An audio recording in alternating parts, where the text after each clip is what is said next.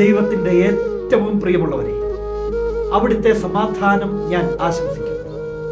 ഇന്ന് കർത്താവ് നമുക്ക് നൽകുന്ന ദൂത് 1 കൊരിന്തോസ് 11:33.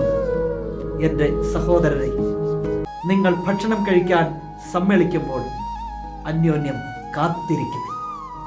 കാത്തിരിക്കാനുള്ള ഒരു മനസ്സ് അത് വലുതാ.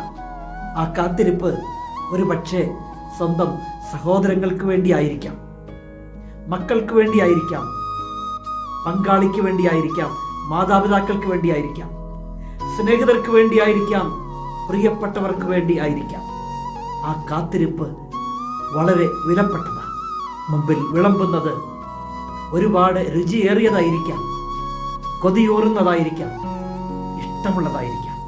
അവർ എത്തുമ്പോൾ നിങ്ങൾ ഭക്ഷിക്കുന്നതല്ല, അവർക്ക് വേണ്ടി കാത്തിരിക്കുന്നത് കാണുന്നെങ്കിൽ അത് എത്ര വലിയ കാര്യമാണ്.